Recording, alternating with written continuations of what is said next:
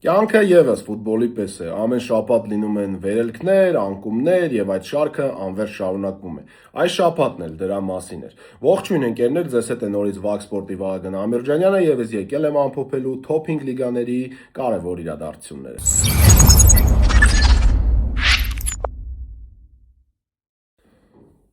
Եվ եկեք սկսենք միանգամից Իտալիայի առաջնությունից, Ասերիա իմ հակին իզուր չէ, որ այսօր Միլանի մարզաշապիկն է եւ իհարկե Լուկա Մոդրիչի մարզաշապիկն է, որովհետեւ Լուկա Մոդրիչը ֆանտաստիկ հանդիպում անցկացրեց, իր հերթական գեղեցիկ տոնակատարությունը ապահովեց համաշխարհային ֆուտբոլի երկրպագուների համար եւ եկեք դրա համար էլ հենց սկսենք այդ խաղից Պիզա Միլան Միլանը ինչպես միշտ աշկի չընկավ շատ վառ, գեղեցիկ խաղով, ինչպես միշտ շատ երկրպագուներին թողեց դժգո, ինչպես միշտ շատ վերլուծաբանների թողեց շատ դժգո, բայց ինչպես միշտ հաղթեց։ Ահա Միլանի յուրահատկությունը, որի մասին շատ քչերն են խոսում, մարդիկ ավելի շատ կենտրոնանում են Միլանի խաղի վրա, ես նաև Միլանի երկրպագուներ եմ ճանաչում, որոնք շատ ծանր են տանում Միլանի այսպիսի հանդիպումը։ Ես անգամ մի քանի հետաքրքիր ռիլսեր եմ տեսել այս թեմայի շուրջ, որոնք թրենդ են դարձել Միլանի երկրպագուների շրջանակում, որտեղ նրանք ասում են, որ մենք չենք հասկանում, թե ինչպես է Միլանը հաղթում, ինչպես կարող է թիմը խաղալ վերջին հորիզոնականի թիմի հետ եւ այնպեսի տպավորություն լինի, որ այստեղ կարգերի ընդհանրապես տարբերություն չկա, բայց մեկ էլ հոպ եւ Միլանը հաղթում է։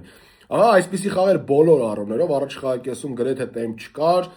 շատ այսպես ոդքի վրա, մեկ ոդքի վրա Միլանը խաղում էր, մրցակիցն էլ ինչ որ բան չէր առաջարկում։ Ի վերջո եզրից փոխանցում եւ Լոֆտուշչիկը բացում է խաղի հաշիվը եւ առաջի խաղակեսը այդպես հենց մեկ ոդքի վրա էլ Միլանը 1-0 հաշվով հաղթելով գնում է ընդմիջման։ Մեկնարկում է երկրորդ խաղակեսը, Միլանը հենց մեկնարկից շատ ակտիվ է լինում եւ դա այն պահն էր միակ, որտեղ Միլանը իրոք ուներ առավելություն եւ պետք է խփեր երկրորդ գոլը։ Բայց այդ երկրորդ գոլը մեկ խփեց Ռաբիոն Ֆուլկրուգի փոխանցումից հետո, բայց այդտեղ Ֆուլկրուգը ձեռքով էր խաղացել եւ գոլը վառը չեղարկեց։ Իսկ հետո 11 մետրանոց վաստակեց Միլանը եւ այդ նույն Ֆուլկրուգը չիրացրեց այդ 11 մետրանոց, ով իդեպ երկրորդ խաղակեսին էր փոխարինման մտնել եւ ամբողջովին ձախողեց խաղը։ Իսկ արդեն 71-րդ րոպեին այնտեղ Լոյոլա, Դոլի Լայոլա, չեմ հիշում այդ տղայի անունը, նա գրավեց Միլանի դարպասը, որ ամենաակտիվ ֆուտբոլիստների դեպ մրցակցի կազմում եւ դրանից հետո Միլանը հասկացավ, որ այստեղ կարող է միավորներ կորցնել եւ փորձեց վերցնել գնդակը։ Այնտեղ նորից սպա ուներ Ֆուլկրուգը, բայց շեղարվածեց եւ կար այնպիսի տպավորություն, որ Միլանի մոտ ոչինչ չի ստացվում եւ նրանք մի խաղում, որտեղ պարտավոր էին հաղթել, կարևոր միավորներ են կորցնելու։ Բայց խաղի 85-րդ րոպեին իր մասին հիշեցրեց լեգենդար Լուկա Մոդրիչը, հիասքանչ խաղարկում Ռիչի հետ, շատ լավ կողմնորոշվեց նաև Տուգանային հրապարակում Ռիչին, փոխանցումը թողեց Լուկա Մոդրիչին, Մոդրիչը շրջանցեց պաշտպանին եւ գնդակը հանգիստ ուղարկեց Պիզայի դարպասը 2-1։ Եվ այսպես Միլանը կարևորագույն հաղթանակ է տոնում եւ երկրորդ տեղում հանգիստ իր համար շարունակում է մնալ։ Պետք է նշել, որ հետո իր մրցակիցներից երկուսը ձախողվեցին, այն մրցակիցը ում հետ նա պայքարում է չեմպիոնության հետ խաղում հաջողեց, բայց այդ խաղի մասին կխոսենք վերջում։ Ես ուզում եմ նաև նշել, որ Կոմոն այս տուրում անակնկալ պարտություն կրեց տանը Ֆիորենտինայից, որը այս պահի դրությամբ շարունակում է մնալ 18-րդ հորիզոնականը անգամ հաղթանակից հետո։ Եվ արդեն այս ամսի 18-ին բաց թողնած 24-րդ տուրի հանդիպումն են անցկացնելու Միլանը ու Կոմոն, նրանք դեռևս մեկ խաղ պակաս են անցկացրել իրենց մրցակիցներից, սա կարևոր է նշելը։ Պետք է նաև նշեմ, որ Ատալանտան շարունակում է հաղթել, լավ թափ է հավաքել Ատալանտան եւ Լացիոին հաղթեցին 2-0 հաշվով։ Եվ անցնենք տուրի երկու կենտրոնական հանդիպումներին, առաջինը եկեք խոսենք ամենաուշը տեղի ունեցած, բայց ամենահետաքրքիր հանդիպումներից մեկի մասին, Նապոլի-Ռոմա։ Այս հանդիպումը ընդհանուր առմամբ շատ տակտիկական չոր պայքար էր, բոլոր առումներով տակտիկական զինանոցն էին երկու մարզիչներն էլ դեն նետել եւ ասում էին պետք է մարտնչել տակտիկապես միայն։ Լրիվ Կոնտե եւ Գասպերինի, այսպես ասած, մինի պատերազմ էր, որտեղ հաղթողը այդպես էլ չորոշվեց, ինչը Միլանի համար իհարկե ֆանտաստիկ ցուցանիշ դարձավ հետագայում։ Սա շատ կարևոր էր Միլանի համար, որ այս խաղում ոչ մեկը չհաղթի եւ այդպես էլ եղավ։ Ընդհանուր առմամբ սա հաջողություն են մարդիկ անվանում, բախտ են անվանում, բայց ես կարծում եմ ամեն ինչ օրինաչափ է Միլանի դեպքում, որ Միլանը այս պահին երկրորդ տեղում է, որտեղ նրանք ճիշտ են օգտագործում իրենց հնարավորությունները, իսկ մրցակիցները ոչ։ Իրեւ նշեմ նաև, որ Նապոլին վերջի ժամանակաշրջանները շատ անհաջող է ելույթներ ունենում եւ արդեն կան իտալական մամուլում խոսակցություններ, որ գուցե սա Կոնտեի վերջին մրցաշրջանն է Նապոլիում, բայց դեռևս դրանք շատ աղմկահարույց չեն դարձել։ Իսկ Ռոմայի դեպքում Գասպերինիի հետ մեծ հույսեր ունեն Հռոմում։ Ինչևէ, խոսենք խաղի մասին արդեն։ Խաղի մեկնարկում Ռոման ուներ առավելություն եւ իզուր չէ, որ կարողացավ գոլ խփել։ Մալենը, որը շատ լավ է իրեն դրսևորում Ռոմայում տեղափոխությունից հետո շարունակում է փայլել եւ այս խաղում էլ դուբլի հեղինակը դարձավ։ Առաջինը նա բացեց հաշիվը, հետո Նապոլին փորձեց տիրել գնդակին։ Ընդհանուր առմամբ Նապոլին ավելի լավն էր գնդակով, ավելի շատ էր տիրում գնդակին, բայց չէր կարողանում ստեղծել գրեթե վտանգավոր պահեր, շատ քիչ էր սպառնում մրցակցի դարպասին, իսկ Ռոման համեմատաբար ավելի քիչ էր տիրում գնդակին, բայց ավելի շատ էր ստեղծում պահեր եւ ընդհանրապես եթե վիճակագրությանը հավատանք, այս խաղում եղել է 2 մեծ պահ եւ երկուսն է ստեղծել է Ռոման, իսկ Նապոլին ոչ մի մեծ պահ չի ստեղծել, բայց այնպես է ստացվել, որ հաշիվն ավարտվել է 2-2 հաշվով, այսպեսի հետաքրքիր տակտիկական պայքար էր։ Ի վերջո Սպինացոլան շատ հեռահար արվածով այնտեղ անդրադարձի շնորհիվ հավասարեցնում է խաղի հաշիվը։ Երկրորդ խաղակեսում 11 մետրանոց է իրացնում Մալենը եւ հաշիվը դառնում է 2-1, բայց խաղավերջում Սանտոսը Նապոլիին կարողանում է ոչ ոքի պարգևել այս խաղում, հանդիպումն ավարտվում է 2-2։ Նապոլին իմ կարծում եմ շատ կարևոր միավորներ է կորցնում, որտեղ Նապոլիին այս պահին օդ ու ջրի պես պետք էր հաղթանակ, եթե նրանք ցանկանում են ասերիայում ինչ-որ պայքար առաջարկել, որտեղ սա միակ առաջությունն է, որտեղ այս պահին նրանք պայքարում են, նրանք դուրս մնացին Իտալիայի գավաթից Կոմոյից հենց այս շաբաթ եւ նրանց համար շատ կարեւոր է, որ ՊՍԶ-ի նրանք այստեղ գոնե արդյունք ունենան, բայց արի ուտես միանգ նրանք սեփական արկիտակ չկարողացան հաղթել Ռոմային եւ կարեւոր միավորներ կորցրեցին։ Իսկ Ռոման կարծում եւս այսպես է մտածում, որ նրանք կարեւոր միավորներ կորցրեցին, որովհետեւ Ռոման ուներ առավելություն, բայց ավելի լավ էր խաղում, չասենք հենց տոտալ առավելություն, որովհետև ավելի լավ էր խաղում, բայց չկարողացավ այս խաղում հաղթանակը տանել։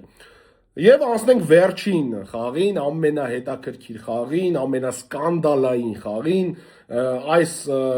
շաբաթվա երևի լավագույն ֆուտբոլային հանդիպումներից մեկին,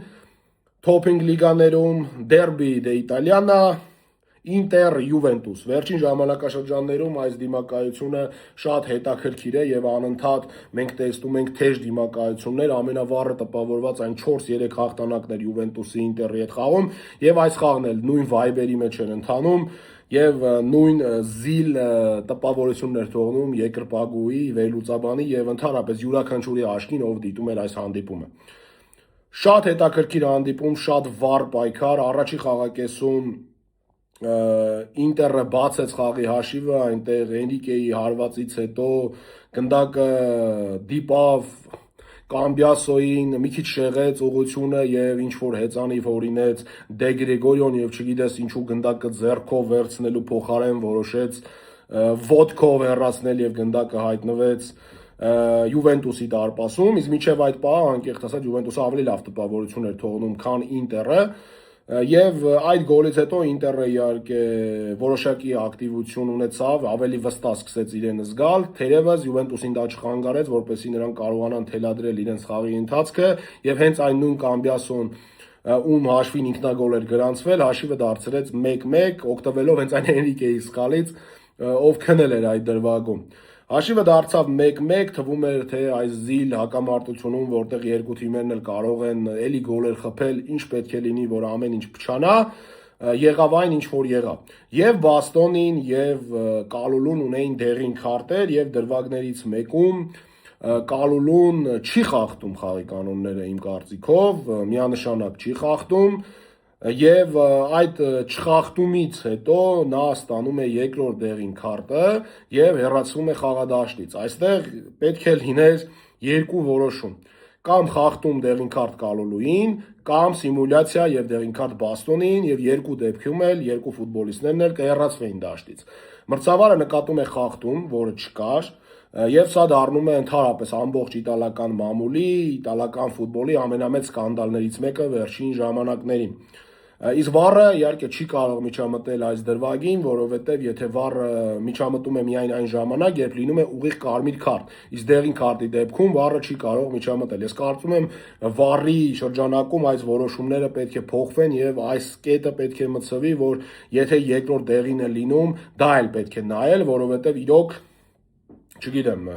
այսպիսի աբսուրդ կարմիր քարտը ամբողջությամբ կարող էր փչացնել խաղը։ Իհարկե այս խաղը չփչացավ, մենք տեսանք նորից ֆանտաստիկ ֆուտբոլի երկրորդ խաղակեսում,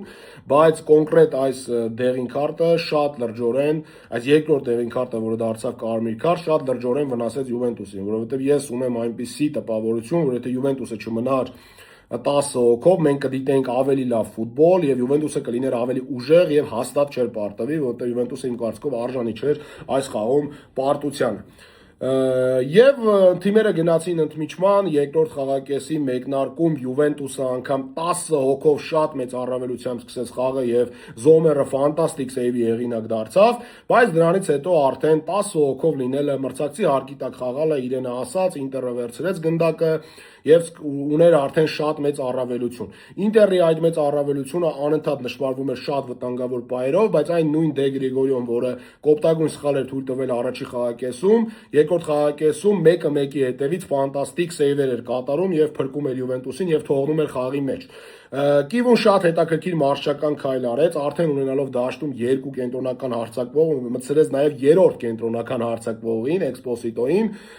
երիտասարդ 20-ամյա իտալացուն, եւ նա խաղադաշտ մտնելուց հետո մի անգամից գլխով հաշիվը դարձրեց 2-1 օգուտ Ինտերի։ Թվաց թե վերջ, որտեղ Յուվենտուսը ճնշված էր, Ինտերը ուներ մեծ առավելություն եւ ինչ պետք է լինի, որ Յուվենտուսը իր մեջ կամքի ուժ գտնի եւ հետ վերադարձնի այս խաղը։ Բայց Յուվենտուսը գտավ այդ կամքի ուժը, գնաց առաջ անգամ 10 հոգով եւ Լոկատելին շատ գեղեցիկ հարվածով հաշիվը դարձրեց 2-2։ Միայն ծափահարություններ իրոք Յուվենտուսին կամքի եւ այսպիսի խաղի համար Սպալետի սաներին իրոք Յուվենտուսի համար վերջի ժամանակներս շատ վատ են դրսևորվում, բայց թիմը վատ չի խաղում, բայց արդյունքները վատն են, դա ցավալի է։ Նույն Լացիոյի հետ խաղում նրանք լավ խաղացին, բայց 2-2 ավարտվեց։ Ատալանտայի հետ այդքան աղետալի չխաղացին գավաթում, բայց պարտվեցին 3-0։ Այս խաղում եւս պարտվեցին, բայց արժանի չէին պարտության։ Եվ 2-2-ից հետո Ինտերը կարողացավ եւս մեկ գոլ խփել, ֆանտաստիկ գոլ խփեց Զելինսկին հեռահար հարվածով եւ հաշիվը դարձրեց 3-2։ Լոկատելին այդ դրվագից հետո ուղղակի լացում էր, որովհետեւ նա չկարողացավ փակել այդ հարվածի ճանապարհը եւ այդ քողարկված հարվածին ոչինչ չառաջարկեց նաեւ Դե Գրեգորիոն։ Հաշիվը դարձավ 3-2 օգուտ Ինտերին եւ այս հաշվից հետո թվում էր թե վերջ, իրոք վերջ, Յուվենտուսը չի կարող ոչինչ առաջարկել, բայց Յուվենտուսը անգամ այս դեպքում գնաց առաջ եւ ստեղծեց մեկ հնարավորություն, այնտեղ Կուպմեյներսը կարող էր հաշիվը հավասարեցնել, սակայն չստացվեց եւ արդեն հակագրոհի վրա Ինտերը կարող էր խփել 4-րդ գոլը, բայց նույն Կուպմեյներսը հիասքանչ գնդակը հեռացրեց դարպասից եւ հանդիպումն այսպես էլ ավարտվեց 3-2։ Խաղից հետո եղավ իհարկե մեծ սկանդալ, Յուվենտուսի սպորտային տնօրենը Կոմոլին հարձակվեց մրցավարի վրա, Լապենի վրա, գլխավոր մրցավարի վրա, այնտեղ Կելինին նաև մի քանի խոսք ասաց, Պալետին էր սկզբից լիքը խոսքեր ասում, բայց երբ տեսավ, որ Կոմոլին արդեն հարձակվում է Լապենի վրա, գլխավոր մրցավարի վրա, այնտեղ Պալետին ուղղակի գնում է, գրկում է Կոմոլին եւ հեռացնում է, որպեսզի Կոմոլին չսպանի մրցավարին։ Սա դարձավ ամբողջ իտալական մամուլի ամենամեծ թեմաներից մեկը, մեծ սկանդալ, բայց իրոք Սպալետին, որ այդքան տակարյուն է, այդքան բռնկվող է, միշտ հայտնի է իր ոչ հավասարակշռությամբ, այս դրվագում նա Կոմոլին զսպում էր իր ջղայնությունից հետո, սա իրոք դարձավ համաշխարհային ֆուտբոլի եւ ընդհանրապես թոփինգ լիգաների ամենազիլ դրվագներից մեկը այս շաբաթվա եւ շատ լուրջ տպավորություն թողեց ինձ վրա եւ կարծում եմ բոլորի վրա, ովքեր սա տեսել էին եւ սա նկատել են։ Ահա այսպիսինն էր իտալական ֆուտբոլի թոփ հանդիպումները։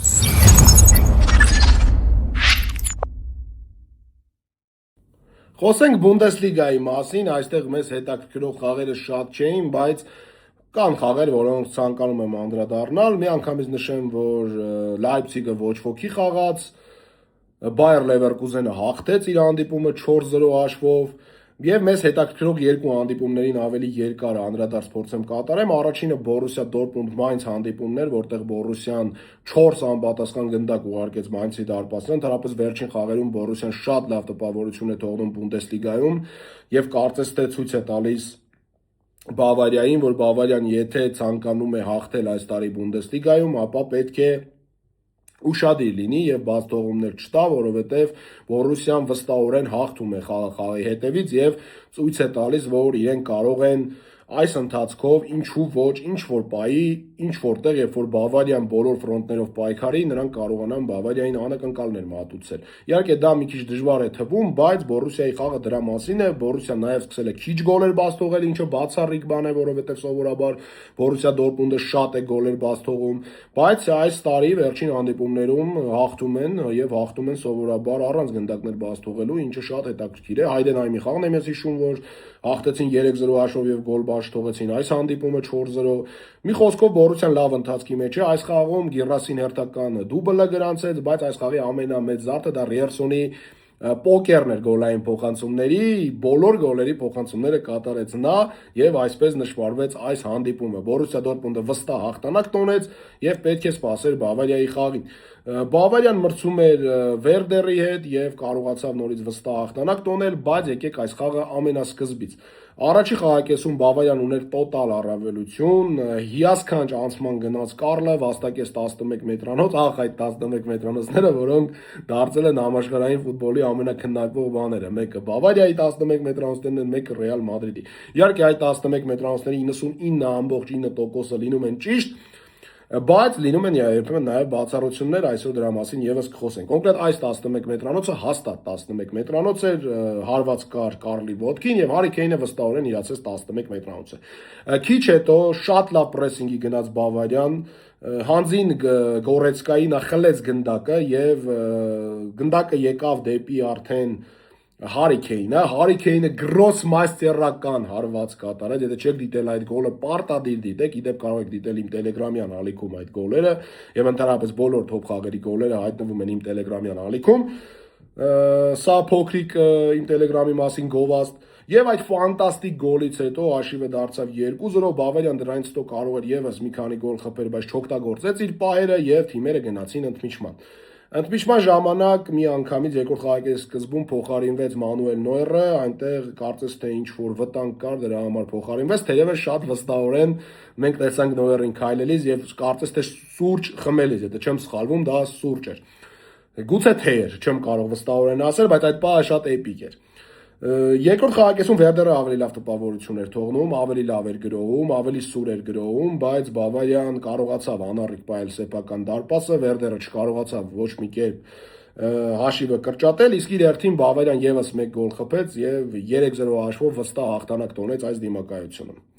Նորից Բավարիան 6 միավորով Բորուսիա Դորտմունդի հետ ունի առավելություն, տպավորություն կա, որ Բունդեսլիգայի երկու առաջատար թիմերն էլ լավ մարզավիճակում են եւ հետաքրքիր կլինի տեսնել նրանց արդեն Եվրոպայում։ Բորուսիայի դեպքում նրան մենք արդեն կտեսնենք անցումային փլեյոֆում, իսկ Բավարիային կսպասենք Չեմպիոնների լիգայի 1/8-ում։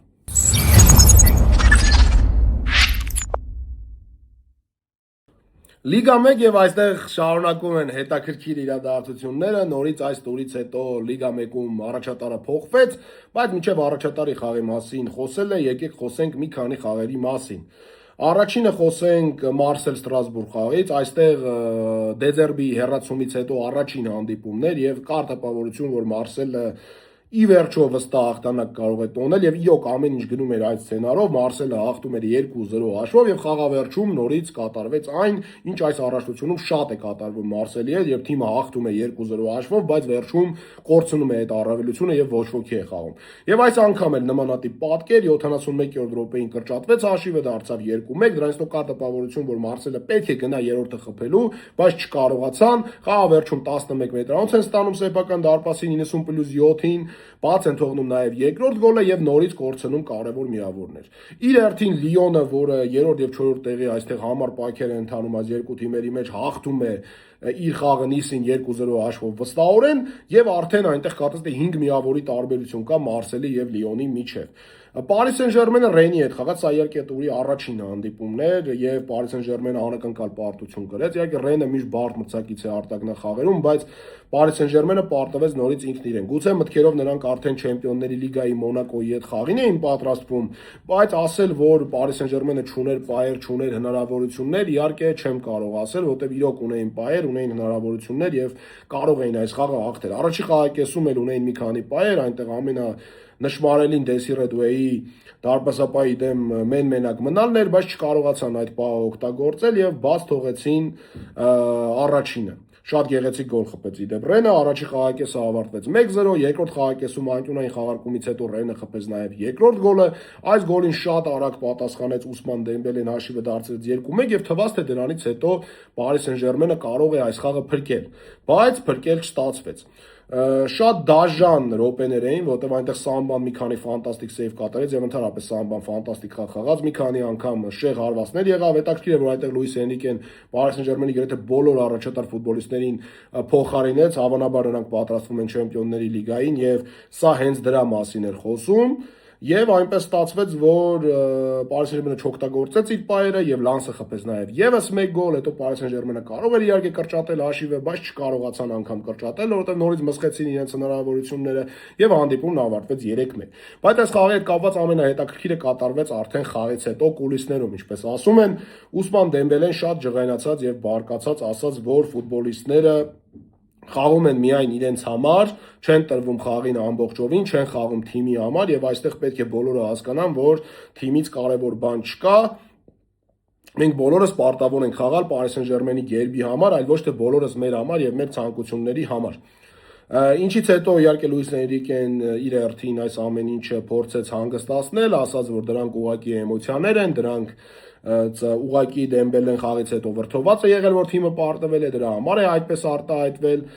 պետք է ամեն ինչ հանգիստ նայել, մենք մի թիմ ենք, մենք գիտենք ինչի համար ենք պայքարում եւ ամեն ինչ լավ կլինի։ Պետք է հիմա պատրաստվել Չեմպիոնների լիգայի հետ խաղին։ Այսա էր ամենահետաքրքիրը Paris Saint-Germain-ի հետ կապված։ Պետք է նշել, որ Paris Saint-Germain-ը իոք կա տպավորություն, որ ֆուտբոլիստները լուրջ են վերաբերվում Լիգա 1-ին, այդպես լուրջ չվերաբերվելով դուրս մնացին Ֆրանսիայի գավաթից Փարիզից, եւ հիմա էլ կա տպավորություն, որ այս տեմպերով եթե Լանսն էլ այսքան ստաբիլ խաղա, ապա նրանց հեշտ չի լինելու նաեւ հաղթել Լիգա 1-ում, որովհետեւ եթե անցած տարի նրանք Լիգա 1-ում շատ մեծ առավելություն ունեին եւ Չեմպիոնների լիգային պատրաստվում էին շատ հանգիստ, հիմա արդեն նրանք կարող են ինչ-որ պահի ունենալ խնդիրներ եւ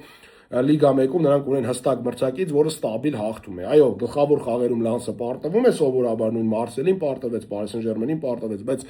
կոնկրետ միավորներ է հավաքում, երբ որ պետք է։ Գրեթե միշտ հաղթում է վստահ, եկե սովորաբար հաղթում է ոչ խոշոր հաշիվներով, բայց այս տուրում այդ առումով էլ շատ զարմացրեց։ Դրա համար եկեք անցնենք մի անգամից Լանսին։ Փարիզը այն թիմն էր, որ Լիգա 1-ում ոչ ոքի էր խաղացել Մարսելի հետ։ Փարիզը այն թիմն էր, որը սեփական արկի տակ դուրս էր թողել Paris Saint-Germain-ին Ֆրանսիայի գավաթից։ Փարիզը ընդհանրապես արտագնախաղերում շատ լավ տպավորություն էր թողնում եւ Paris Saint-Germain-ի հետ խաղում էր շատ լավ տպավորություն էր թողել Լիգա 1-ի խաղում։ Իհարկե Paris Saint-Germain-ը այդտեղ հաղթել էր, բայց մեծ դժվարություններով։ Բայց Լանսը, երբ պետք է հաղթեր ու բարձրանար առաջին հորիզոնական, ընկերներ, ուղղակի ջախում է Փարիզին ֆուտբոլային բոլոր առումներով։ 5 անպատասխան գնդակ Փարիզի դարպասը։ Փարիզը վաղուց այսպես չէր պարտվել։ Լանսը ուղղակի հիացնում է, ֆերտական ֆանտաստիկ ֆուտբոլն է խաղում եւ 5-0 հաշվով հաղթելով Փարիզին բարձրանում է Լիգա 1-ի առաջին հորիզոնական։ Այստեղ պետք է միայն ծափահարել Լանսին եւ սպասել տեսնել թե ինչքան կշարունակվի Լանսի այս ստաբիլությունը Լիգա 1-ում։ Իդեպ Լանսը իջեցնեմ, որ նաեւ Ֆրանսիայի գավաթի համար է պայքարում, այնտեղ նրանք եւս հաղթում են սովորաբար որն է հաղթում են, որտեղ եթե գավաթում չհաղթես դուրս կմնաս։ Տեսնենք Paris Saint-Germain-ը ինչպես կխաղա իր Չեմպիոնների լիգայի խաղը, իսկ Լիգա 1-ում ընկերներ, որքան էլ շատ մարդիկ միշտ ասում են Լիգա 1-ում պայքար չկա, այս տարի Լիգա 1-ում շատ պայքար կա եւ շատ թեժ պայքար կա չեմպիոնության համար։ Լանսը այդ պայքարը առաջարկում է Paris Saint-Germain։ Նորից խոսելու ենք վերջ սիրելի առաջնության մասին։ Լա Լիգա այս անգամ մի քիչ տխուր է լինելու մեր տեսանյութը Լա Լիգայի մասով, որովհետև Բարսելոնան խաղում է այսօր Ժիրոնայի հետ եւ ցավոք սրտի ես չեմ կարող գուշակել թե ինչ կլինի այդ հանդիպանը եւ չեմ խոսելու այդ հանդիպման մասին։ Դրա համար ներողություն եմ խնդրում իմ Բարսելոնայի ֆան լսարանի համար, հետևորդների համար, բայց անպայման մենք իմ Telegram-յան ալիքում կխոսենք Բարսելոնայի խաղի հետ կապված Ժիրոնա Բարսելոնա խաղի մասին, այսօր ավելի մանրամասն ավելի լուրջ քննարկելով թե ինչ տեղի ունեցավ այդ հանդիպանը, եթե իհարկե հանդիպումը այդպեսին լինի եւ շատ խոսելու կարիք տա իր մասին։ Եվ եկեք խոսենք Ատլետիկո Մադրիդի մասին, որը Բարսելոնային 4-0 հաշվով հաղթելուց հետո եկավ եւ Ռայո Վալեկանոից պարտվեց 3-0 հաշվով ամբողջությամբ խաղում զիջելով Ռայո Վալեկանոին։ Այն որ Ռայո Վալեկանո սեփական հարկի տակ բարդ մրցակից է, այն որ Ռայո Վալեկանո սեփական հարկի տակ միշտ կարողանում է անակնկալներ մատուցել, դա իհարկե մեզ համար անակնկալ չէ։ Ռայո Վալեկանոն եւ Ռեալի հետ է միշտ լավ խաղում, եւ Բարսելոնայի հետ է միշտ լավ խաղում։ Այո, նրանք գտնվում էին այնպիսի գոտում, որ կարող էին դուրս մնալ Լա Լիգայից, նրանք թեւս այս հաղթանակով բարձրացան վերև, բայց նրանք սեփական հարկի տակ միշտ վտանգավոր մրցակից են։ Եվ հաշվի առնելով, թե ինչպես է Ատլետիկո Մադրիդը մոտենում Լա Լիգայի խաղերին, ինձ համար այս պարտությունը անակնկալ չէր։ Ինձ համար անակնկալ էր հաշիվը, որովհետև ես սպասում էի, որ Ատլետիկո Մադրիդը պարտվելու է, եւ 3 անգամ իմ ընկերների շրջանակում ես խաղից առաջ ասացի, որ Ռայո Վալեկանոն այսօր հաղթելու է ընկերներ։ Եվ կատակով ասեցի, եթե փող ունեք, մի քիչ դրեք, հաստատ գրելու է Ռայոնեսը։ Որոշները լսեցին, որոշները ոչ, բայց այն ինչ եղավ շատ հուզիչ էր Ատլետիկո Մադրիդի համար եւ շատ ուրախացրեց Բարսելոնայի երկրպագուներին եւ մի կողմին էլ հիասթափեցրեց, որտեղ նրանք ասին՝ միթե այս թիմն էր, որ մեզ հաղթեց 4-0, բայց պարտվում է Ռայո Վալեկանոին 3-0 հաշվով։ Սա իրականում ունի պարզ բացատրություն, ընկերներ։ Ատլետիկո Մադրիդը խաղում էր ռոտացված շատ մեծ կազմով, խաղում էր մեկ ոտքով, անգամ ոչ մեկ ոտքով, իմ կարծիքով կանգնած, նրանք ամբողջությամբ հիմա գնում են դեպի Բրյուգեի խաղը, նրանց ուշն ու միտքը Բրյուգեն է եւ Իսպանիայի գավաթը, նրանք արդեն վաղուց հասկացել են, որ Լա Լիգայում չեն կարող պայքարել չեմպիոնության համար եւ համոզված են, որ կլինեն Լա Լիգայում քառյակում եւ իրենց ուշն ու միտքը դրել են Կոպա դել Ռեյի եւ Չեմպիոնների լիգայի վրա։ Սա ակնհայտ է։ Դրա համար այս խաղով կարծիք արտահայտել Ատլետիկոյի մասին միանշանակ չի կարելի։ Դուք Ատլետիկոյի մասին կարծիք կազմեք այն ժամանակ, երբ նա խաղում է հիմա Չեմպիոնների լիգայում կամ խաղում է Իսպանիայի գավաթում։ Սա արդեն հստակ է եւ պարզ է։ Այդտեղ թիմը ուղղակի մոտիվացված չէ, թիմը ընդհանրապես չի ցանկանում խաղալ Լա Լիգայում, այնպես տպավորություն է, որ զենքը դնում են նրանց գլխներին եւ ասում են դուրս եկեք խաղադաշտ խաղալու եւ նրանք ուղղակի ցույց են տալիս, թե խաղում են, բայց իրականում չեն խաղում։ Եվ ահա այսպեսի խաղեր դրա համար է Ռայո Վալեկանոն հաղթեց 3-0 հաշվով։ Անդրադառնանք Ռեալ Մադրիդի հանդիպմանը։ Իդեպ նշեմ, որ Վիլյարեալն էլ իր հերթին պարտվեց Խետաֆեին, այո, այնտեղ մեկ բաց թողած խաղ ունի, բայց այս պայն Ատլետիկոից եթե հաղթի ընդամենը 3 միավորի տարբերություն կունենա,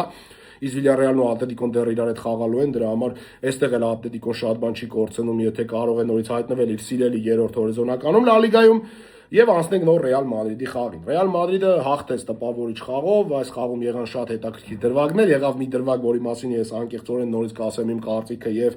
գուցե որոշ մարդկանց աչքերում Ռեալ Մադրիդի ֆաների կդառնամ հրեշ, որոշ մարդկանց աչքերում նորից կապացուցվի իմ անաչառությունը այս ոլորտում եւ որոշներն էլ կասեն դու ուղակի շոու ես անում, դու խոսում ես այն ինչ որ ուզում ես, դու ուղակի անում ես այն ինչ ուզում է լսել քո լսարանը այդ պահին։ Երբեմն դու ուղակի չգիտեմ ինչեր ես անում ու այսպես լիքը այտենց անիմաց կոմենտներ գրողներ, որոնց ես շատ եմ սիրում եւ համբուրում եմ։ Ռեալ Մադրիդ մոռացա անկերում է խաղում Ռեալ Մադրիդը։ Այս զավեշտ էր, մոռացա թե Ռեալ Մադրիդը ում է խաղում։ Իհարկե Ռեալ Սոսիեդադի հետ էր խաղում Ռեալ Մադրիդը, Ռեալ Մադրիդ Ռեալ Սոսիեդադ հանդիպումներ եւ Ռեալը կարողացավ հաղթել 4-1 հաշվով։ Արդեն առաջի խաղակեսի մեկնարկում լավ տպավորություն էր թողնում Ռեալը, շատ բալանսավորված պաշտպանվում էին եւ բալանսավորված գրոհում։ Մբապեն մեկնարկային կազում չէր, որտեղ ուներ ծնկի խնդիրներ եւ թիմը ռիսկի չդիմեց, նա այդպես խաղադաշտում չհայտնվեց եւ նա պատրաստվում է Բենֆիկայի հետ արտագնա Չեմպիոնների լիգայի անցումային փուլի խաղին։ Եվ խաղի մեկնարկում Ալեքսանդր Արնոլդի մեկնարկային կազմում լինելը ամբողջությամբ արդարացրեց այդ որոշումը, որովհետև Ալեքսանդր Արնոլդը ֆանտաստիկ շքեղ հանդիպում անցկացրեց եւ այնինչ պակասում է Ռեալին բիլդափի ժամանակ պաշտպանությունում, այս խաղում ուղակի հիասքանչ էր կատարում, որովհետև Արնոլդը մեկը մեկի հետևից երկար փոխանցումներով մեծ դիպուկությամբ կատարում էր այդ անցումները եւ Ռեալ Մադրիդը խնդիր չէր ունենում ընդհանրապես Ռեալ Սոսիեդադի պրեսինգից դուրս գալու։ Ռեալ Սոսիեդայի պրեսինգը ինքը շատ յուրահատուկ պրեսինգ է եւ նրանք վերջին 12 խաղերում անպարտելի էին եւ լավ մարզավիճակով էին շատ մոտենում այս խաղին, բայց երբ այս թիմին զրկում ես իր պրեսինգ մոդելից, այս թիմը դառնում է շատ թույլ թիմ, որովհետեւ նրանք պաշտպանների թիկունքից շատ են թողնում հարձակվողներին, իսկ Ռեալում կան այդպիսի արագաշարժ ֆուտբոլիստներ եւ հատկապես Վինիսիուսը այնտեղ շատ էր փախչում, նույն Ֆեդե Վալվերդեն ու Արնոլդը աչի եզրում անընդհատ կարողանում էին ստեղծել այդ հնարավորությունները եւ այդ երկար փոխանցումները շատ լավ կատարում էր նաեւ Հոյսենը, որը իրականում այս խաղում շատ վատ խաղաց, բայց կային դրվագներ, որտեղ լավ խաղաց այլ ֆուտբոլիստներ, որոնք անընդհատ կարում էին այդ երկար անցումները կատարել Արտա Գյուլերի տեսքով, օրինակ կամ չգիտեմ նույն Ֆեդե Վալվերդեի կախված թե ով էր հայտնվում աչի եզրում։ Մի խոսքով այդ մարտավարությունը շատ լավ էր ուսումնասիրել Ալվարո Արբելոան եւ հերթական անգամ ցույց տվեց, որ նա որպես մարզիչ դեռևս շատ բան ունի ասելու ֆուտբոլում, որովհետեւ իրոք նրա գաղափարները աշխատում են։ Նա հաղթեց Մատարացոյի բոլոր առումներով այս խաղում եւ տակտիկապես եւ ֆուտբոլային առումով եւ իզուր չէ որ գեղեցիկ փոխանցումից հետո Ալեքսանդրովի շքեղագույն ու գրոսմեստերական փոխանցումից հետո ոչ ավել պակաս գրոսմեստերական հարվածով Գոնսալո Գարսիան բացեց խաղի հաշիվը եւ հաշիվը բացելուց հետո թվաց թե որ Ռեալը պետք է այս խաղում ավելի հեշտ հաղթանակ տոնի, բայց այդ հեշտ հաղթանակը պետք է լիներ, բայց ոչ այդ պահին, որովհետև Հոյսենը շատ աննպատակ, շատ անիմաստ խաղում է թույլ տալիս եւ եւ 11 մետրանոց է վաստակում Ռեալ Սոսիեդադը, Օյարսաբալը, ինչպես ես սիրում եմ նրան ասել, Միքոն վստահորեն իրացնում է 11 մետրանոցը եւ հաշիվը դարձնում է 1-1։ Դրանից հետո իհարկե պայքարի մեջ է մտնում Վինիսիուս Ժունիորը, անհատական ֆանտաստիկ անցում, վաստակում է 11 մետրանոց, 100%-անոց 11 մետրանոց եւ հենց ինքն էլ իրացնում է այդ 11 մետրանոցը հաշիվը դարձնելով 2-1։ Հետո եւս մեկ հիասքանչ խաղարկում եւ Ֆեդե Վալվերդեն հերթական իր շքեղ գոլն է խփում իր կարիերայում հաշիվը դարձնելով 3-1 առաջ խաղակեսում եւ առաջի խաղակեսից հետո անկեղծած ամեն ինչ պարզ էր, որտեղ Ռեալ Սոսիեդադը ոչինչ չէր կարողանում առաջարկել, Ռեալը լավ էր պաշտպանում եւ միակ այդ բաստողումը Հոյսենի սխալն էր եւ ընդհանրապես Հոյսենը մի քիչ լարված է խաղում, չգիտեմ դա ինչով է պայմանավորված, որտեղ երբ դու Բորնմութում խաղում ես նման հիասքանչ ֆուտբոլ եւ հետո դու գալիս ես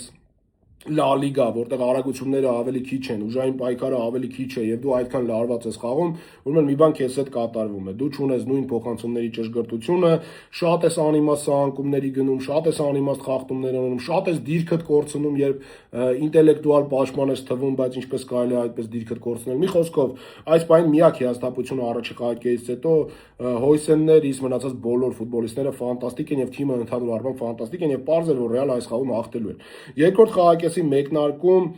Ռեալ Մադրիդը վաստակեց եւս մեկ 11 մետրանոց, Վինիսիուս Ժունիորը վաստակեց այդ 11 մետրանոցը եւ այս դրվագի մասին եմ ուզում խոսել, իմ կարծիքով այս դրվագում չկար 11 մետրանոց, այո Վինիսիուսը շատ լավ նկարեց, շատ փորձառու եւ խելացի ֆուտբոլիստի նման կարողացավ համոզել, որ սա 11 մետրանոց է, բայց եթե ուսումնասիրում ենք խորապես այս դրվագը, ես գտա բոլոր հնարավոր ռակուրսները եւ ակնհայտ է այնտեղ, այո Վինիսիուսին եղել է հպում, բայց այդ հպումը եղել է միայն այն ժամանակ, երբ Վինիսիուսը արդեն ընկնում էր։ Իսկ այս դեպքում սովորաբար մրցավարը չպետք է նշանակի 11 մետրանոց եւ ես կարծում եմ, որ այս դրվագում 11 մետրանոց չկար։ Ամեն դեպքում Վինիսիուսը խփեց երկրորդ գոլը իր այս խաղում նորից 11 մետրանոց նորից իր վաստակած, այո, այստեղ գուցե դերասանական տաղանդով վաստակեց այս 11 մետրանոցը, բայց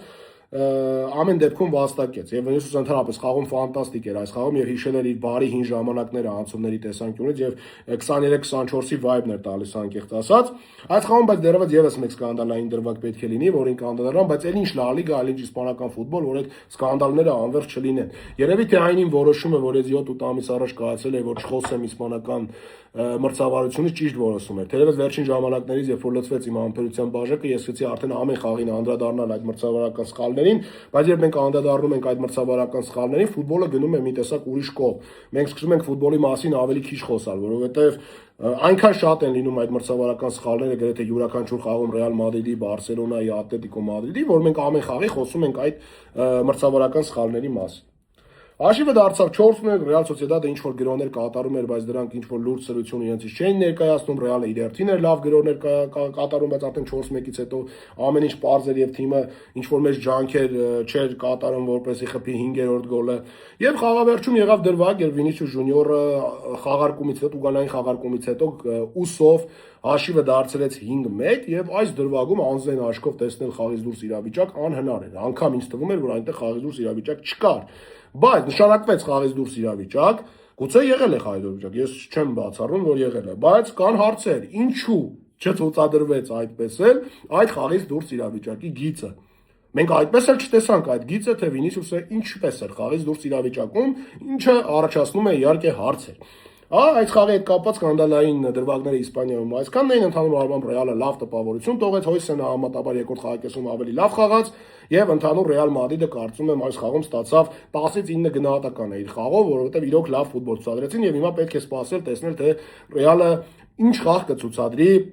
Բենֆիկայի հետ Չեմպիոնների լիգայում։ Իսկ արդեն Չեմպիոնների լիգայի մասին գիտեք, որ մենք միշտ խոսում ենք մեր Telegram-ում ձայնային ուղի եթերների։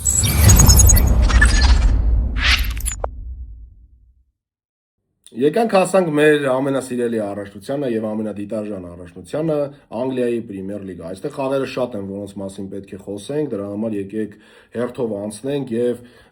ասենք մի քանի իրադարձություն, որ տեղի է ունեցել։ Ասթոն Վիլան հաղթեց Բրայթոնին, շատ կարեւորագույն հաղթանակ ունեց եւ միայն խաղավերջում գոլ խփեց։ Եվ հիմա ավելի խորապես կխոսենք Բրենֆորդ Արսենալ, Սանդերլենդ Լիվերպուլ, Վեսթ Հեմ Մանչեսթեր Յունայթեդ, Չելսի Լիդս եւ Տոտենհեմ Նյուքասլ խաղի մասին եւ իհարկե Մանչեսթեր Սիթի Ֆուլհեմ։ Այնքան շատ են, որ հիմա հերթով պետք է փորձենք անցնել։ Լավ, եկեք հենց այս հերթականության, որը իմ մոտ բացած է, հենց այդպես խոսենք, Բրենֆորդ Արսենալ։ Ֆուտբոլային տեսանկյունից շատ ուժային թեժ պայքար, որտեղ երկու թիմերն էլ կարող էին հաղթել, բայց կարծում եմ ավելի շատ հաղթանակին մոտ էր Բրենֆորդը։ Հանդիպում, որտեղ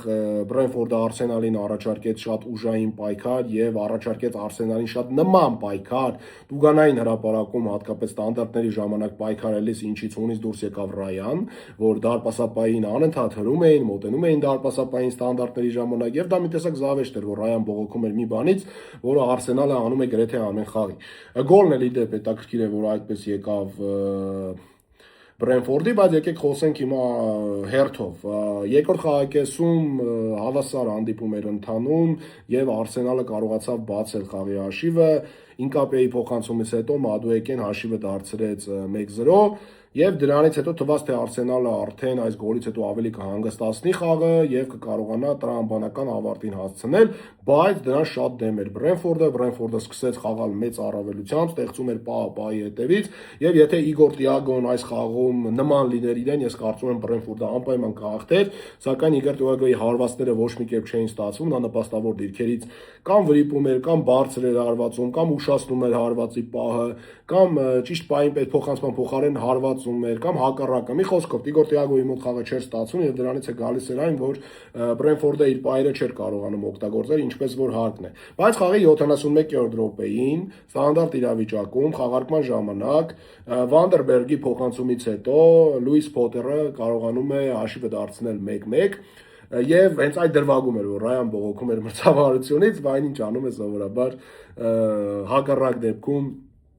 Արսենալի դեմ բոլորը, որովհետև Արսենալն է հենց այդպես խաղում, բայց Բրենֆորդը առաջարկեց հենց այդ նույն պայքարը Արսենալին եւ այդ պայքարում ավելի հաջողակ գտնվեց։ Ցավոք սրտի Բրենֆորդի երկրպագուների համար նրանք չկարողացան այս խաղը հաղթել, բայց հանդիպումն ավարտվեց 1-1, Բրենֆորդը շատ համառ պայքար տվեց Արսենալին եւ Արսենալը կորցրեց կարևոր միավորներ եւ արդեն չեմպիոնական պայքարում իր առավելությունը մի քիչ փոքրացավ։ Արսենալը սովորաբար այս տարի այսպիսի խաղերում, որտեղ նա ավելի վատ է խաղում, կարողանում է չպարտվել եւ դա եւս մեկ կարևոր բան է, որը ես ուզում եմ նշել այս Արսենալի համակարգում։ Այո, նրանք խաղում են շատ պրագմատիկ ֆուտբոլ, նրանք խաղում են երբեմն շատ անհետաքրքիր ֆուտբոլ, հետո պետք է նրանք իհարկե Բրենֆորդի խաղից հետո գավաթային իրենց խաղում ուղիգանին 4-0 ջախջախային արդեն ավելի հետաքրքիր եւ գույն խաղում հատկապես առաջի խաղակեսում հենց խփեցին այդ բոլոր գոլերը, եթե չեմ սխալվում, բայց կոնկրետ ԱՊԼ-ում նրանք այն չեն, ինչ որ ցանկանում ես տեսնել եւ այն չեն, ինչ որ դու ուզում ես տեսնել այն ֆուտբոլը, որը սիրում ես, բայց մեկ է նրանք ամենաուժեղն են, ստաբիլն են ամենամիավորների վաստակման առումով եւ այս պահին կարծում եմ շարունակում են մնալ Եվրոպայում կամ աշխարհում լավագույն թիմը։ Սանդերլենդ Լիվերպուլ նորից շատ ուժային պայքար եւ ստանդարտների պայքար, այս խաղում ուղղակի չգիտեմ ստանդարտների հրավառություններ, ես ուզում եմ հիմա գտնել անկյունայինների 11 անկյունային խաղարկել էր այո Լիվերպուլը, 3-ը Սանդերլենդը, Շատ համառ պայքար, որտեղ Լիվերպուլը ավելի լավ տեսք ուներ եւ ավելի մոտ էր հաղթանակին, ավելի շատ պայեր ստեղծեց, բայց գնդակը ոչ մի կերպ չէր ցանկանում հայտնվել Սանդերլենդի դարպասում, բայց ի վերջո խաղի 61-րդ րոպեին անկյունային խաղարկումից հետո Մոհամեդ Սալահի փոխանցումից հետո Վերջիլ վան Դեյքը հաշիվը դարձրեց 1-0 եւ այդ հաղթական հաշիվը Լիվերպուլը կարողացավ պահել մինչեւ վերջ եւ շատ կարևոր հաղթանակ տոնեց իր վրա իր համար մի քանի անհաջող խաղերից հետո։ Գավաթային խաղը հետո Լիվերպուլը եւս հաղթեց Բրայթոնին վստահորեն եւ այս պայդրությամբ Լիվերպուլի մոտ կարծես թե նորից ինչ որ դրական կետ է սկսում։ Հաջորդ դիմակայության մասին եկեք խոսենք, այստեղ ուղղակի հանդիպումները այնքան շատ էին, որ դրա համար եմ ես իմ մոտ այսպես բաց բան պահում, որ ինչ-որ բան չմոռանամ խաղերի հետ կապված, բայց խաղերի մեծ մասը դիտել եմ կամ կրկնությամբ եմ դիտել։ Ուղղակի այնքան շուտ եղավ ԱՊԼ խաղերը, հետո եղան գավաթային խաղերը, որ գուցե ինչ-որ բաներ անգամ մոռացել եմ։ Մանչեսթեր Սիթի Ֆուլեմ, Մանչեսթեր Սիթին առաջի խաղակեսում վճռեց ամբողջությամբ խաղը, Սեմենյոյի հերթական հիասքանչ հանդիպումը անցկացրեց, Սեմենյոն գոլային փոխանցում սկզբից բացեց խաղի հաշիվը, հետո Օռայլիին գոլային փոխանցում կատարեց այնտեղ 2-0, հետո Էրլինգ Հոլանդը Ֆոդենի փոխանցումից հետո հաշիվը դարձրեց 3-0 առաջի խաղակեսում, իսկ երկրորդ խաղակեսում արդեն ամեն ինչ, այսպես ասած, դարձավ այն, ինչ սովորաբար լինում է։ Մանչեսթեր Սիթին փոդիկը փոփոխություններ կատարեց արդեն 46-րդ րոպեին այդ խաղակից անմիջապես հետո փոխարինվեց Հոլանդը, փոխարինվեց Բեռնարդո Սիլվան, փոխարինվեց Նունյեշը, եկե Նունյեշը եւ Բեռնարդո Սիլվան փոխարինվեցին 60-րդ րոպեին, Հոլանդը առաջինը փոխարինվեց եւ Մարմուշը մտավ։ Երկրորդ խաղակեսում ինչ որ արտարոց բան տեղի չունեցան եւ հանդիպումը այդպես էր ավարտվեց 3-0։ Մանչեսթեր Սիթին նաեւ իր գավաթային խաղում վստահ հաղթանակ տոնեց, կարգով ավելի թույլ թիմի հետ խաղում։ Չելսի Լիդս մի խաղ, որտեղ Չելսին ուներ մեծ առավելություն, շատ մեծ առավելություն եւ թվում էր թե այս խաղում անհնար է չհաղթել։ Ժոաո Պեդրոն խփեց իր հերթական գոլը առաջի խաղակեսում Պալմերի փոխանցումից, հետո Պալմերը իրացեց 11 մետրանոց երկրորդ խաղակեսի սկզբնամասում 2-0 եւ ինչ պետք է լիներ, որպեսզի այս խաղում Չելսին չհաղթեր, որը ամբողջությամբ տիրապետում էր գնդակին, ամբողջությամբ տիրապետում էր խաղին, ուներ մեծ առավելություն, բայց արի ու տես, ընդամենը 6 րոպեում Նախ անիմաց 11 մետրանոց բերեցին ես դարպասին եւ Նմեչյան 67-րդ րոպեին հաշիվը դարձրեց 2-1։ Հետո արդեն 73-րդ րոպեին խայտարակ գոլ ուղղակի անպայման դիտեք այդ գոլը, եթե չեք դիտել։ Մի շարք սխալների արդյունքում Օկաֆորը հաշիվը դարձրեց 2-2։ Այդ դրվագում իհարկե այնտեղ ակնարկում էին, որ կար գուցե ձեռքով խաղ, բայց մի քանի կրկնապատկերներ ցույց տվեցին, որ գուցե կար, մի քանի կրկնապատկեր ցույց տվեցին, որ չկար, բայց ես ինչպես եմ այս դրվագը բնութագրում, եթե անգամ կար ձեռքով խաղ, այնտեղ իրավիճակ էր փոխվել, այսինքն գնդակը անցում էր կատարել մի թիմին, հետո անցում էր կատարել էլի մյուս թիմին եւ նոր էր եղել գոլը։ Դրա համար այստեղ ձեռքով խաղ, եթե անգամ կար, այդ դրվագը չէր դիտարկվի, դրա համար սա իմ համար մաքուր գոլ էր։ 2-2 հետո Չելսին կարող էր իհարկե այս խաղում հաղթել, ունեին մի քանի պայեր եւ մի պա, որը ուղղակի դարձավ համացանցի իթը, թե ինչպես ազատ դարպասին Պալմերը չկարողացավ գրավել դարպասը 1-2 մետրից եւ այսպես Չելսին կորցրեց շատ անիմաստ միավորներ այս խաղում եւ ցավոք սրտի չկարողացավ հաղթել, եթե հաղթեին կլինեին 4-րդ հորիզոնականում։ Թերևս կարծես թե նրանք այս ոչ ոքից հետո Յունայթեդի ոչ ոքի ֆոնին եղան 4-րդ հորիզոնականում, ես դա հեսա Մանչեսթեր Յունայթեդի խաղի մասին խոսելուց հետո կնայեմ։ West Ham Manchester United շատ անհետաքրքիր առաջի խաղակես ստացվեց, շատ ուժային պայքարով, գրեթե առանց պահերի։ Manchester United-ի համար ամեն ինչ շատ բարդ էր դասավորվում, չէին կարողանում նորմալ պայեր ստեղծել, նաև մրցակիցներին թույլ չէին տալիս դա ստեղծել, ուժային ծանր պայքար էր ընթանում, ամեն ինչ, այսպես ասած, Manchester United-ի դեմ էր, եւ երկրորդ խաղակեսի մեկնարկում 50-րդ րոպեին Սոուչեկը Բոուենի փոխանցումից հետո հաշիվը բացեց։ Դրանից հետո Manchester United-ը փորձեց ուշքի գալ, ավելի լավ ներգնդակով, ավելի լավ էր գրոհում։ Հաղի 63-րդ րոպեին գոլ խփեցին, Կասեմիրոն խփեց, բայց այնտեղ կար միլիմետրանոց խաղի զուրծ իրավիճակ եւ VAR-ը հանեց այս գոլը։ Եվ սրանից հետո Յունայթեդի մոտ ինչ-որ խուճապ սկսեց, ոչ մի ձև չէին կարողանում մոտենալ մրցակցի դարպասին վտանգավոր պայեր ստեղծել, ունենում էին ինչ-որ պայեր, բայց այդ պայերը ոչ մի կերպ չէին հասնում այն ցանկությանը, որը նրանք ուզում էին։ Խաղի 82-րդ րոպեին խաղադաշտում հայտնվեց Զիրկզեն, որը ունեցավ մի շատ վտանգավոր հարված գլխով, բայց նորից գնդակը չհայտնվեց դարպասում, այդ անիծված գոլը կարծես չէր ցանկանում լինել, այն երկար մազերով տղան չպետք է կտրեր իր մազերը, որովհետև Մայքլ Կարիկի էլեկտրական սապրիչը փչացել էր եւ այդ էլեկտրական սապրիչը այդպես էլ չաշխատեց այս խաղում եւ հաղթանակ Manchester United չունեցավ, բայց Manchester United-ը դրսևորեց կամք եւ խաղավերջում ՄԲՕՄ-ի փոխանցումից հետո Շեշկոն 90+6-ին ամեն դեպքում հավասարեցրեց խաղի հաշիվը, հանդիպումն ավարտվեց 1-1 հաշվով եւ Manchester United-ը իր համար կարևոր միավորներ վաստակեց այս խաղում եւ իհարկե չհաղթեցին 5-րդ խաղն անընդմեջ մեջ, բայց նաեւ չպարտվեցին եւ անպարտելի են արդեն երկար ժամանակ եւ այստեղ Ահուսակով ինձ ցույց են տալիս, որ կարծեմ Manchester United-ն է 4-րդ տեղում, այլ ոչ թե Chelsea-ն, այո, United-ն է 4-րդ տեղում, Chelsea-ն ոչ ոքից հետո 5-րդն է, United-ը 4-րդն է։ Սա ճշտեցինք եւս։ Եվ վերջին հանդիպումը, որը ես դիտել եմ եւ ցանկանում եմ խոսել, Tottenham Newcastle հանդիպումն էր։ Տոտենհեմը նորից պարտվեց, ինչից հետո արդեն Թոմաս Ֆրանկին հեռացրեցին եւ հիմա գլխավոր մարզիչ Տոտենհեմի նշանակվել է Տուդորը, այս նշանակումը ինձ համար անկեղծ ասած շատ անհասկանալի է, որովհետեւ հարցակողական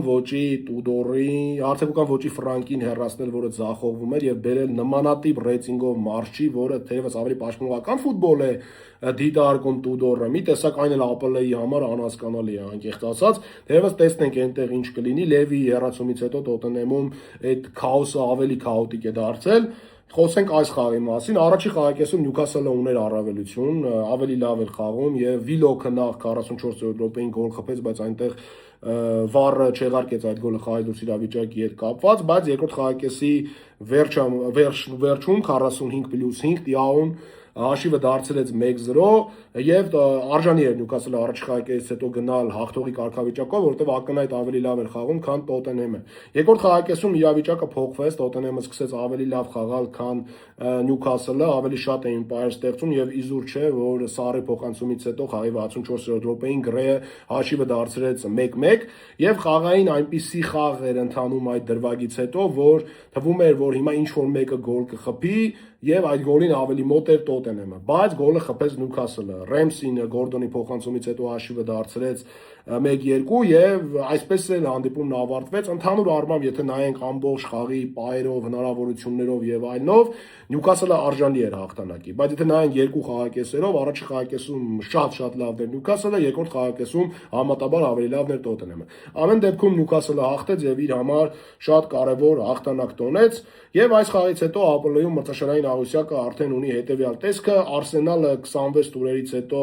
57 միավորով առաջին հորիզոնականում է, Manchester City-ն 53 միավորով երկրորդն է, 4 միավորի տարբերություն դարձավ, Aston Villa-ն 50 միավորով երրորդն է, Manchester United-ը 45 միավորով չորրորդն է, Chelsea-ն 44 միավորով 5-րդն է եւ Լիվերպուլը 42 միավորով համապատասխանաբար 6-րդ հորիզոնականում է։ Այսպես այդտեղ Չելսին եւս իր գավաթային խաղը հաղթել է, ընդհանրապես